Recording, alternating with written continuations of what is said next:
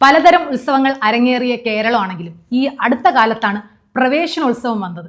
അതാണെങ്കിൽ ഒന്നൊന്നര ഉത്സവവും അല്ലേ. ഇനി ജൂൺ മാസം എന്ന് കേട്ട് കഴിഞ്ഞാൽ നനഞ്ഞൊട്ടിയ സ്കൂൾ കെട്ടിടമാണ് ആദ്യം മനസ്സിലേക്ക് ഓർമ്മ വരുന്നതെങ്കിൽ ഇപ്പോൾ വർണ്ണക്കടലാസുകളാലും ബലൂണുകളാലും കാർട്ടൂണൊക്കെ കൊണ്ടുവരച്ച സ്കൂളിനെയാണ് നമ്മൾ മാറ്റിപ്പതിപ്പിക്കേണ്ടിയിരിക്കുന്നു. നമസ്കാരം, വീണിടം വിദ്യാക്കുന്നവൾ നിങ്ങളുടെ സ്വന്തം വിദ്യ.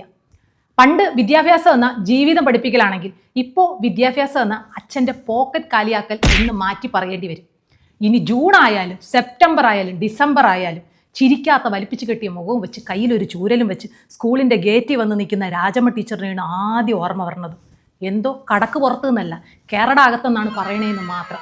അല്ല ടീച്ചറെ, 2 മാസം കളിച്ച് അർമാദിച്ചൊക്കെ വരുന്നതാണ്, അതിൻ്റെ ചെറിയൊരു ഹാങ് ഓവർ ഉണ്ട് എന്നൊക്കെ പറഞ്ഞാൽ അങ്ങനൊരു സൈക്കോളജി രാജമ്മ ടീച്ചറിൻ്റെ നിഘണ്ടൂലേ ഇല്ല. ചറപറ അടിച്ചു കയറ്റും. ഇപ്പം അതാണോ സ്ഥിതി? ഉത്സവപ്പറമ്പിലെ ബംഗാളിയെ പോലെ കൈ നിറയെ ബലൂണും ഒരു തട്ടിൽ ബേക്കറി നടന്നു വരുന്ന പോലെ ലഡുവൊക്കെ ഏന്തി ഒരുപോലത്തെ സാരിയൊക്കെ ഉടുത്ത് ഒരുങ്ങി സ്കൂളിൻ്റെ ഗേറ്റ് മുതൽ വരിവരിയായിട്ട് നിൽക്കുന്ന ടീച്ചർമാരെയാണ് കാണുന്നത്. കൊണ്ടുവിട്ട അച്ഛന് ഒരു ടാറ്റ പറയാനുള്ള ഗ്യാപ്പ് ആ പിള്ളേർക്ക് കൊടുക്കൂല. കൊച്ചിനെ ബുദ്ധിമുട്ടിക്കേണ്ടെന്ന് വിചാരിച്ച് അച്ഛനുള്ള ടാറ്റ ഉമ്മയൊക്കെ ടീച്ചർമാരെ എന്നെ കൊടുത്തങ്ങ് വിടും. എന്നിട്ട് അമ്മ തൊട്ടിൽ ആദ്യമായിട്ട് കിട്ടിയ കൊച്ചിനെ പോലെ വാരിയെടുത്ത് നെഞ്ചോട് ചേർത്ത് കൊണ്ടുപോകുന്ന ഒരു കാഴ്ച ഉണ്ടല്ലോ, ആഹാ അന്തസ്. രാജമ്മ ടീച്ചർ ഇത് വല്ലതും കാണുന്നുണ്ടോ ആവോ? ഇതിൻ്റെ ഇടയിൽ റീലെടുത്ത് ഓടി നടക്കണം അമ്മമാർ, വലിയ വായിൽ കീറി വിളിച്ച് കരയണം കൊച്ചിൻ്റെ ഫോട്ടോ സ്റ്റാറ്റസ് ഇട്ടിട്ട് മൈ ബ്രേവ് ബോയ് എന്നൊരു ഹെഡ്ലൈൻ. വാങ്ങിക്കൂട്ടലുകളിൽ തന്നെ എന്തോരം വ്യത്യാസം. പണ്ടൊക്കെ ഒരു ബാഗ് അല്ലെങ്കിൽ ഒരു സഞ്ചി അതൊരു 2-3 കൊല്ലം പോവും. ഇപ്പോൾ ഒരു ബാഗ് ഒരു വർഷം എത്തിയാൽ തന്നെ സക്സസ്. വാട്ടർ ബോട്ടിൽ തന്നെ വാങ്ങി അങ്ങ് കൂട്ടുകയാണ്. എന്നാലും വർഷാവസാനം അതൊരു പെപ്സി കുപ്പിയിൽ വന്ന് അങ്ങ് നിൽക്കും. ഷൂ തന്നെ വർഷത്തിൽ 3 എണ്ണം.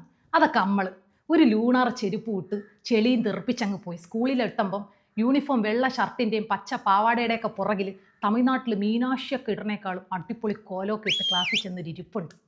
ഇതൊക്കെ വാങ്ങിക്കൂട്ടണം കുട്ടികളെ മാത്രം കുറ്റം പറഞ്ഞിട്ട് വല്ല കാര്യം ഉണ്ടാച്ചി. ഏപ്രിൽ മാസം ഒന്ന് കഴിഞ്ഞാൽ ഈ വക സാധനങ്ങളുടെ പരസ്യം കൊണ്ട് ടി വിയിലെ ചാനലൊക്കെ അങ്ങ് നിറഞ്ഞാടുകയാണ്. പണ്ടൊക്കെ നമ്മളൊരു കുട വാങ്ങിക്കണം എന്തിനാണ്? മഴയത്ത് നനയാതെ അങ്ങ് പോവാൻ. ഇപ്പോൾ കുട വാങ്ങിക്കണത് വിസിലൂതാൻ, വെള്ളം ചീറ്റാൻ, വെടിവെക്കാൻ, വില്ലനെ തള്ളിയിട്ട് ഇടിക്കാൻ, ഹേസിയുടെ ഒരു തണുപ്പ് കിട്ടാൻ, ഓസോൺ പാളിയുടെ ഓട്ട അടയ്ക്കാൻ. വന്ന് വിരലിൻ്റെ അത്രയും വലുപ്പമുള്ള കുട വരെ ഇറങ്ങിയിട്ടുണ്ട്. ഇനി ഒരു ചെരുപ്പ് വാങ്ങിച്ചാൽ അതിട്ടുകൊണ്ട് നിലത്തോട്ട് നമുക്ക് നടക്കാൻ പറ്റില്ല, നമ്മളിങ്ങനെ പറന്ന് പോകും. ഇടയ്ക്കിടയ്ക്ക് കമൻറ്റ് കണ്ട് ഞാൻ ഏറി പോണത് പോലെ. ഒരു ബാഗ് വാങ്ങിച്ചാൽ കുട്ടിച്ചാത്തനെ പോലെ ഒരു വേട്ടാവളിയും കൂടെ വരും. ഇതൊക്കെ കണ്ട് ഞാൻ തന്നെ 2-3 വാങ്ങിപ്പോവും. പിന്നെ പിള്ളേരെ മാത്രം കുറ്റം പറഞ്ഞിട്ട് കാര്യമുണ്ട്? ജൂൺ, മഴ, സ്കൂള് തുറപ്പ്, കുട്ടികളുടെ കരച്ചിൽ. ആഹാ അന്തസ്. കരച്ചിൽ തന്നെ എത്ര വേർഷൻ ഉണ്ടെന്നറിയാമോ? ഫസ്റ്റ് വൺ ലോ ബിറ്റ് എന്ന് വെച്ചാൽ നമ്മളൊരു ചെറിയ തോതിൽ അങ്ങ് ആദ്യം തുടങ്ങും. ഈ ഫാക്ടറിയുടെയൊക്കെ സൈറൺ ഓണാക്കണ പോലെ കൂടി അങ്ങോട്ട് പോകും. പിന്നെ ഒന്നുള്ളത് ഓപ്പൺ സ്റ്റേജ് പെർഫോമൻസ്.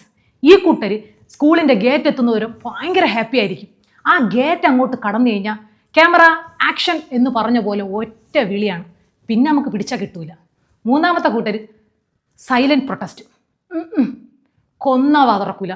ഇടയ്ക്കിടയ്ക്ക് ഓരോ ഏങ്ങലുകൾ മാത്രം. എനിക്ക് ഈ ഗതി വന്നല്ലോ എൻ്റെ തമ്പുരാനെ എന്ന് പറയുന്ന മുഖത്തൊരു എക്സ്പ്രഷൻ. അറ്റ് ലാസ്റ്റ് ആ ക്ലാസ്സിലെ ടീച്ചറിനെ നോക്കിയിട്ട് ഒരു വാണിംഗ് കുഴപ്പമുണ്ട്. തമ്പുരാനെ അത് സഹിക്കാൻ പറ്റില്ല. ഇനി ഏറ്റവും ഫേമസും കൂടുതലുള്ള ഒരു കൂട്ടരാണ് ഹൂ കെയർസ്. ഇവർക്ക് പ്രത്യേകിച്ച് കരയാൻ കാരണമൊന്നുമില്ല. അടുത്തിരിക്കുന്ന കൂട്ടുകാരിയും ഒറ്റയ്ക്ക് കരയുന്നത് കൊണ്ട് അവർക്കൊരു കമ്പനി കൊടുക്കാമല്ലോ എന്ന് വിചാരിച്ച് കൂടെ പിടിക്കുന്നതാണ്. സത്യം പറഞ്ഞാൽ ഈ കരച്ചിലൊക്കെ കാണുമ്പം ഉള്ളിലൊരു ചെറിയ പെടച്ചിൽ വരും. ചെറുതായിട്ടൊന്ന് പാവമൊക്കെ തോന്നും. പക്ഷെ തിരിഞ്ഞു നോക്കരുത്, മനസ്സങ്ങ് കല്ലാക്കിയിട്ട് ഓടി അങ്ങ് രക്ഷപ്പെട്ടേക്കണം.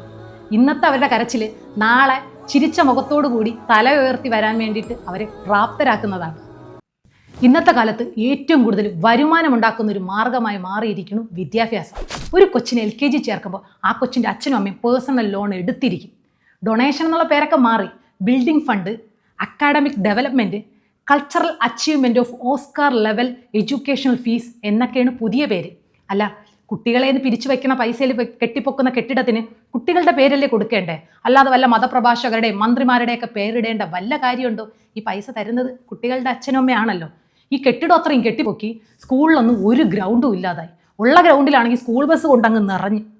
സ്കൂൾ ബസ്സിൻ്റെ കാര്യം പറഞ്ഞപ്പോഴാണ് ഓർത്തെ, നമ്മളൊക്കെ പണ്ട് 9 മണിക്ക് ബെല്ലടിക്കണ സ്കൂളിൽ 8:45 വീട്ടിൽ നിന്ന് ഇറങ്ങി പോണ വഴിക്ക് മാങ്ങയ്ക്കും ജാമ്പയ്ക്കും നെല്ലിക്കൊക്കെ കല്ലെറിഞ്ഞ് പറിച്ച് തിന്ന് വെള്ളമൊക്കെ കുടിച്ച് അഖിലാണ്ട മണ്ഡലത്തിൻ്റെ ലാസ്റ്റ് വരിയാവുമ്പോഴത്തേക്ക് ഇടിച്ചു കയറി നമ്മുടെ ഡ്രിൽ ടീച്ചർ സന്ധ്യാറാണി ടീച്ചർ കാണാതെ ഇടയെ കൂടെ കയറി നിന്നിട്ട് എത്തിയിട്ട് ഒരു അരമണിക്കൂറായി എന്നുള്ള എക്സ്പ്രഷനൊക്കെ ഇട്ട് ഇന്ത്യ എൻ്റെ രാജ്യമാണ്, എല്ലാ ഇന്ത്യക്കാരും എൻ്റെ സഹോദരന്മാരാവല്ലേ എന്ന് മനസ്സിൽ പ്രാർത്ഥിച്ച് ജയ്ഹിന്ദൊക്കെ വിളിക്കുമ്പോഴുള്ള ഒരു സുഖം.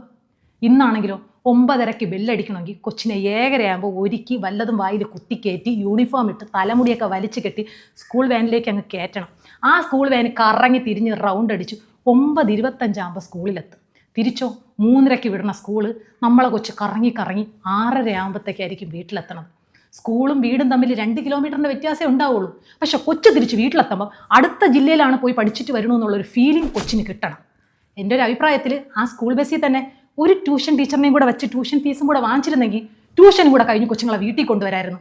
അല്ല 6:30 വന്ന് കുളിച്ച് കഴിച്ചിട്ട് പിന്നെ കൊച്ചുങ്ങൾക്ക് പഠിക്കാനുള്ള ഒരു ഗ്യാപ്പ് കിട്ടില്ല. അതുകൊണ്ടാണ് സ്കൂൾ കൂടെ തുറന്നു കഴിഞ്ഞാൽ പിന്നെ റോഡിലെ ബ്ലോക്ക് നോക്കണ്ട. പിന്നെ എങ്ങനെ ബ്ലോക്ക് ഇല്ലാതിരിക്കും? മിനിമം ഒരു സ്കൂളിന് 3 ബസ്സെങ്കിലും കാണും. ഒന്ന് വടക്കോട്ട്, ഒന്ന് തെക്കോട്ട്, ഒന്ന് പടിഞ്ഞാറോട്ട്. കിഴക്കോട്ട് പോണ വഴിക്ക് അത്ര വീതി ഇല്ലാത്തതുകൊണ്ട് ഒരു ഒമിനി വാനായിരിക്കും വിടുന്നത്.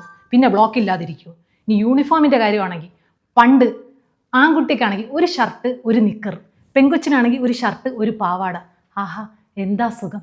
ഇപ്പോഴാണെങ്കിലോ shirt, pant, overcoat, tie, belt, ID card, തലയിൽ 2 കൊണ്ട, കൂട്ടത്തിൽ 2 ബോ. ഇതൊക്കെ മാത്രമല്ല, ഇത് സ്കൂളിൻ്റെ ഔട്ട്ലെറ്റിൽ നിന്ന് തന്നെ വാങ്ങിക്കണം എന്നും കൂടെ.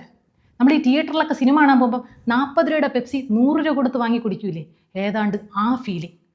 പണ്ടൊക്കെ ആണെങ്കിൽ മൂത്ത കുട്ടിയുടെ യൂണിഫോം ഇളയ കൊച്ചിന് കൊടുത്തൊരു 3-4 വർഷം ഇങ്ങോട്ട് വരും. ഇപ്പം അതൊക്കെ എടുത്ത് 10,000 കളയണം. വർഷാവർഷം സ്കൂളിൻ്റെ യൂണിഫോമിൻ്റെ കളർ തന്നെ അങ്ങ് മാറ്റുകയാണ്. എന്തിന്? ആഴ്ചയിൽ തന്നെ 3 കളർ. ടീച്ചർമാർക്ക് ആഴ്ച ഏതെന്ന് മാറിപ്പോവാതിരിക്കാനാണെന്ന് തോന്നാം. സിലബസ് ഇന്ന് UKG പഠിക്കുന്ന ഒരു കൊച്ചിൻ്റെ സിലബസ് കണ്ട അടുത്ത ആഴ്ച അവൻ ചൊവ്വയിലേക്ക് റോക്കറ്റ് വിടാൻ പോണവനാണെന്ന് നമുക്ക് തോന്നും. കൊച്ചു താങ്ങോടെ. പണ്ട് ആന എന്നെഴുതി ആനയുടെ ഒരു പടവും കൂടെ വരച്ച ആന തീർന്നു. ഇന്ന് ആനയെക്കുറിച്ച് പഠിപ്പിക്കുന്നത് ആന ഒരു സസ്യബുക്കാണ്.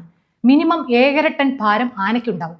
കൂടുതലായി ആനയെ കാണുന്നത് ആഫ്രിക്കൻ വനാന്തരങ്ങളിലാണ്. ഇതൊക്കെ പരിഭാഷപ്പെടുത്തിയാണ് കൊച്ചുങ്ങളെ പഠിപ്പിച്ചുകൊണ്ടിരിക്കുന്നത്. എന്നാൽ നേരിട്ടൊരു ആനയെ കണ്ട അതുങ്ങളൊക്കെ പേടിച്ച് കരഞ്ഞു വിളിച്ച് സ്വന്തം അച്ഛൻ്റെ തലക്ക് കയറിയിരിക്കും. ഹോംവർക്ക് എടുത്താൽ പൊങ്ങാത്ത പ്രോജക്റ്റൊക്കെ ഇട്ടുകൊടുത്ത് രാത്രി അമ്മമാർ കുത്തിയിരുന്ന് ചെയ്ത് പിറ്റേന്ന് രാവിലെ കൊച്ചിൻ്റെ കയ്യിൽ കൊടുത്തു വിടുമ്പം സ്റ്റാർ, സ്മൈലി, ഫ്ലവറൊക്കെ വാങ്ങിച്ച് വെരി ഗുഡൊക്കെ ഇട്ടുകൊണ്ട് പറഞ്ഞ കൊച്ചിനെ കാണുമ്പോൾ ഉണ്ടല്ലോ സാറേ ഒരു ആത്മസംതൃപ്തി തന്നെയാണ്. പണ്ട് വിദ്യാഭ്യാസം എന്ന അറിവ് നേടലാണെങ്കിൽ ഇന്ന് വിദ്യാഭ്യാസം എന്നാൽ ഒരു അലങ്കാരവും കൂടിയാണ്. കുട്ടിക്ക് തനിയെ ഭക്ഷണം കഴിക്കാൻ വാരി കഴിക്കാൻ അറിയോ എന്നുള്ളത് ആരും നോക്കൂല. കുട്ടി ഏത് ഇൻ്റർനാഷണൽ സ്കൂളിലാണ് പഠിക്കുന്നത് എന്നതാണ് അനുസരിച്ചിരിക്കും സ്റ്റാറ്റസ് സിമ്പൽ.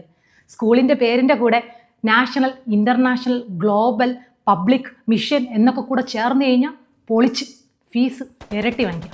ഇനി എത്ര പ്രവേശനോത്സവം വന്നാലും നമുക്ക് മിസ് ചെയ്യുന്നത് ആ പഴയ കാലഘട്ടം തന്നെ ആയിരിക്കും അല്ലേ? ഇന്ന് മക്കൾക്ക് AC ക്ലാസ് റൂമുണ്ട്, ലക്ഷങ്ങൾ ഫീസുണ്ട്, സ്കൂൾ ബസ്സുണ്ട്. പക്ഷേ മഴയത്ത് ഓടിൻ്റെ മണ്ടയിൽ വീഴുന്ന മഴത്തുള്ളികളുടെ താളമാണ് അന്നും ഇന്നും നമുക്ക് മിസ് ചെയ്യുന്നത്. അന്ന് വലിയ ബാഗ് ഉണ്ടായിരുന്നില്ല, വലിയ സ്വപ്നങ്ങളുണ്ടായിരുന്നു. വില കൂടിയ ലഞ്ച് ബോക്സിൽ നൂഡിൽസ് ഉണ്ടായിരുന്നില്ല. തൊട്ടപ്പുറത്തിരിക്കുന്നവൻ്റെ ചോറ്റുപാത്രത്തിലേക്ക് കൈകൾ നീളുന്ന സൗഹൃദം ഉണ്ടായിരുന്നു.